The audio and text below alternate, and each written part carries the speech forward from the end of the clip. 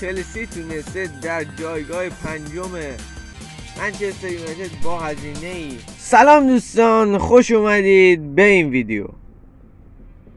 در این ویدیو میخوایم در مورد گرانترین تیم‌های جهان با هم دیگه صحبت کنیم. من 7 از گرانترین تیم‌های جهان رو براتون آوردم که برای امسال هم هستن. با هم دیگه میریم میبینیم و ممنون میشم تا آخر ویدیو همراه من باشید.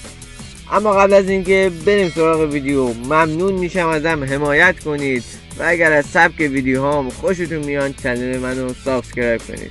بریم سراغ ویدیو.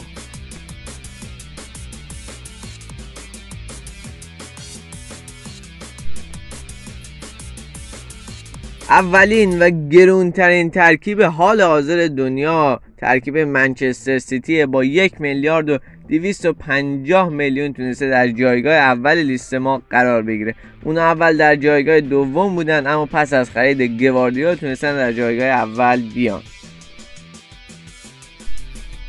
دومین تیم گرون ما آرسناله که تونسته با 1,200,000,000 یورو هزینه در جایگاه دوم لیست ما قرار بگیره. بریم برای تیم‌های بعدی. تیم سوم ما پاریس سن ژرمن با 1,60,000,000 یورو هزینه تونستن در جایگاه سوم لیست ما قرار بگیرن و اونا تونستن در تابستان گونزالو راموس از بنفیکا بخرن.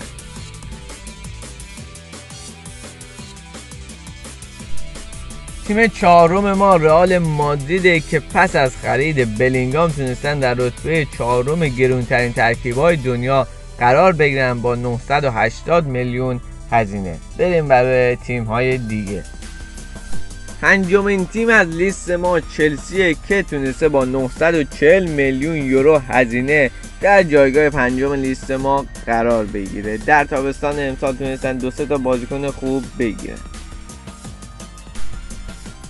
جایگاه ششم گرونترین تیم‌های جهان میرسه به بایر مونیخ که اونا تونستن با 900,000,000 یورو هزینه در جایگاه ششم لیست ما قرار بگیرن. و بالاخره رسیدیم به تیم آخرمون. تیم آخرمون تیمی نیست جز منچستر یونایتد که اونا تونستن با 890,000,000 هزینه در جایگاه هفتم لیست ما قرار بگیرن. اونا در تابستان خریدهای خوبی نداشتن و تونستن در جایگاه هفتم قرار بگیرن. خب دوستان، ممنونم که تا به اینجای ویدیو همراه هم بودید. ممنون میشم نظراتتون رو راجع به این ویدیوها بهم بگید. تا ویدیوهای بعدی، گود بای.